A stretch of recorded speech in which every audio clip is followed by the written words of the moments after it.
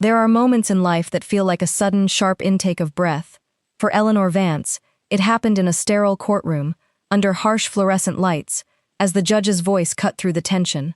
Her husband, Robert, sat across from her, a mask of smug confidence, his new partner, Clara, beside him, radiating an almost theatrical indifference. They believed they had won. They believed they had outmaneuvered her, stripped her of everything she had built over 2 decades. But as the judge began to read from the document Eleanor had submitted, a quiet, almost imperceptible shift occurred. Robert's smirk faltered. Clara's carefully constructed composure began to crack. And in that moment, Eleanor knew, with absolute certainty, that the game had changed. She was 48 years old, when her world, as she knew it, shattered, and then, unexpectedly, began to rebuild itself. For 22 years, Eleanor had been Mrs. Robert Vance. They were the couple everyone admired, successful, stable, seemingly inseparable. Robert was a brilliant architect, his firm a testament to his ambition and talent. Eleanor ran a small but thriving interior design studio, often collaborating with his projects, their lives intertwined professionally and personally. They built a beautiful home, raised 2 children, and navigated the complexities of life with what Eleanor believed was a shared vision and an unbreakable bond. Looking back, she could see the cracks now, faint at first, like hairline fractures in a masterpiece, invisible to the casual observer, but growing steadily beneath the surface. Robert's success, which Eleanor had once celebrated as their shared achievement, slowly began to transform him. The confident man she married became arrogant. The kind partner became dismissive. Their late-night conversations about design and dreams were replaced by his endless monologues about market shares and acquisitions. Eleanor tried to bridge the growing chasm. She suggested counseling, planned romantic getaways, reminded him of the early days when they were just 2 dreamers, with big plans and very little money. But he would wave away her concerns with a patronizing smile, assuring her that she was overthinking things, that business was just business. The first undeniable sign of betrayal arrived subtly, like a whisper in the wind. Robert started working longer hours, his phone became a fortress, and he developed an almost obsessive need for privacy. Then came the unexplained trips, the lavish gifts that were never for Eleanor, and the increasingly elaborate excuses. Her intuition screamed, but her heart, stubbornly loyal, tried to rationalize. Perhaps he was under immense stress, perhaps she was being paranoid, but the truth, as it always does, eventually found its way to the surface. Eleanor discovered Clara's existence through a casual conversation with a mutual acquaintance, a fleeting comment about Robert attending a charity gala with a stunning young woman. The description was too specific, the detail too precise to ignore. Eleanor's blood ran cold. She confronted Robert that evening. He didn't deny it. He didn't even apologize. He simply looked at her with an unsettling detachment and said, "I think we both deserve to be happy, Eleanor." Happy. The word hung in the air, a cruel mockery of their 2 decades together. It wasn't just an affair. It was a complete erasure of their shared history, a dismissal of Eleanor's worth. The divorce proceedings began with a brutal efficiency. Robert's legal team, sharp and aggressive, seemed intent on dismantling Eleanor's life piece by piece. They painted her as a dependent spouse, someone who had contributed little to Robert's substantial wealth. Clara, his new partner, a junior architect at his firm, sat by his side in court, her presence a constant, stinging reminder of his infidelity. They were a united front, confident in their ability to overpower Eleanor. But as the financial disclosures started to trickle in, something felt off. Robert's reported income seemed significantly lower than what Eleanor knew his firm generated. Several high-value assets, properties they had discussed investing in, seemed to have vanished from his portfolio. Accounts Eleanor vaguely remembered him mentioning were nowhere to be found. When her attorney, a kind but somewhat overwhelmed woman named Maria, raised these discrepancies, Robert's lawyers dismissed them as minor accounting errors or misremembered details. They treated Eleanor like a senile old woman, incapable of understanding complex finances. Eleanor wasn't an accountant, but she wasn't a fool either. She had worked alongside Robert for years, handled the household budgets, and invested her own earnings wisely. She knew the numbers didn't add up. There was a knot of unease in her stomach. a persistent whisper that something far more sinister than a cheating husband trying to save a few dollars was at play. This feeling, this stubborn refusal to accept their narrative, became her quiet resolve. One rainy afternoon, as Eleanor was packing up her studio, a small, forgotten box fell from a shelf. Inside, among old blueprints and design sketches, she found a leather-bound journal. It was Robert's, from the early days of his firm, filled with his meticulous notes on projects, client meetings, and, to Eleanor's surprise, detailed financial projections. As she flipped through the pages, a name jumped out at her: Horizon Holdings.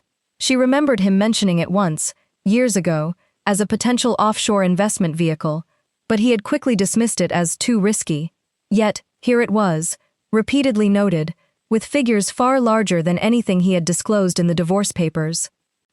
Eleanor's hands trembled as she took photos of the relevant pages and sent them to Maria. Her response was immediate. "Eleanor, this is significant.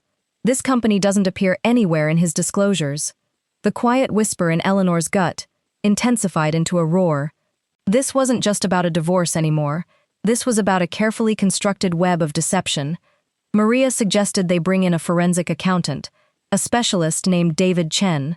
David was a man of quiet intensity, with an uncanny ability to untangle complex financial trails. He spent weeks poring over every document, every transaction, every obscure detail. Eleanor provided him with everything she could remember, every casual comment Robert had made about his finances, every strange purchase, every unexplained trip. The more David dug, the more layers of deceit he uncovered. Horizon Holdings was not just an offshore investment. It was a shell company, meticulously designed to obscure assets and funnel money. And the money wasn't just being hidden from Eleanor. It was being moved in a pattern that suggested something far more serious than marital asset concealment.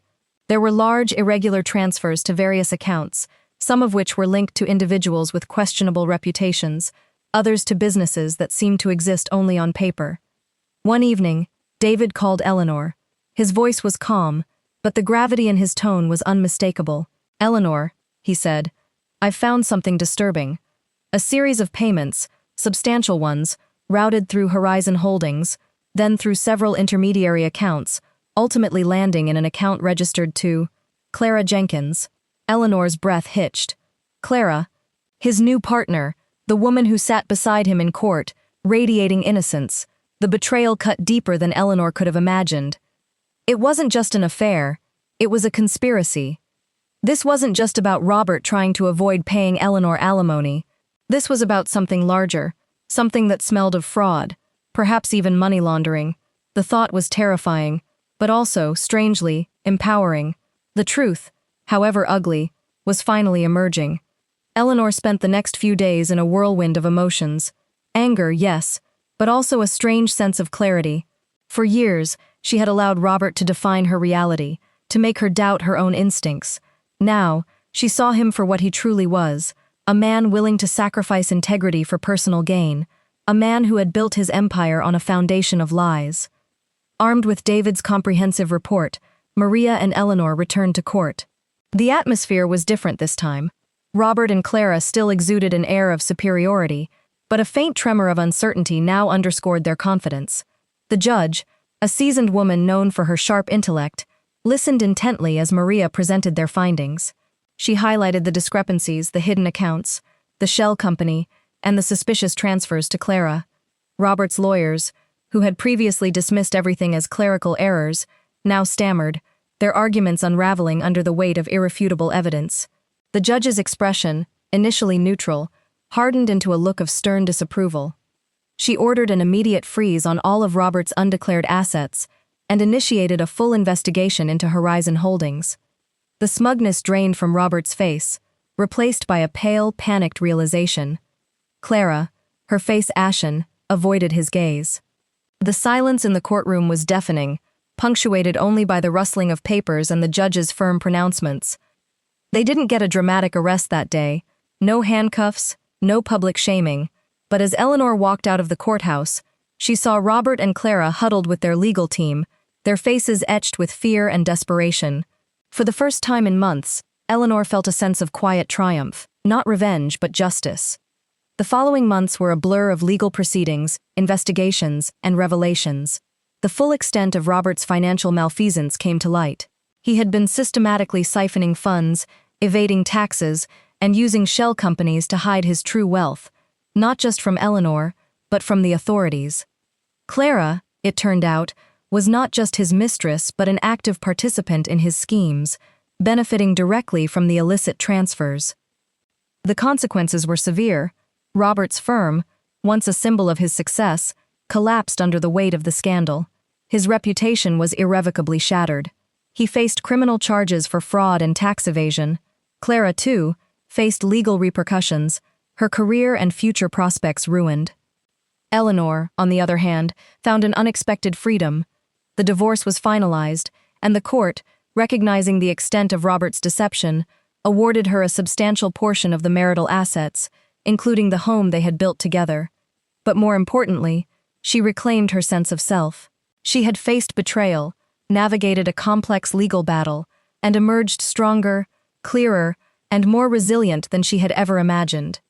One crisp autumn morning, a year after the final ruling, Eleanor sat on the porch of her renovated home, sipping coffee. The leaves were turning, painting the trees in vibrant hues of red and gold.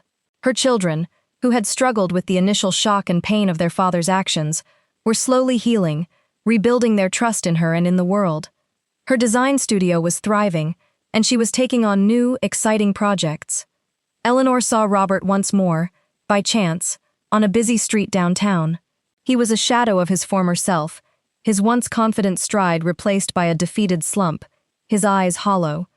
He saw her, and for a moment their gazes met. There was no anger in Eleanor's heart, only a quiet understanding of the path he had chosen, and the consequences he now faced. She simply nodded, a silent acknowledgement of their shared past, and then she walked on. Her life, at 48, was not ending. It was beginning anew. It wasn't perfect, but it was honest, and honesty, Eleanor realized, was the most valuable currency of all. The truth, like a persistent river, will always find its way around obstacles, carving its path, eventually revealing what lies beneath. And in that revelation, there is not just pain, but also the profound possibility of a new beginning. This story is a work of fiction. Any resemblance to real people, events, or places is purely coincidental.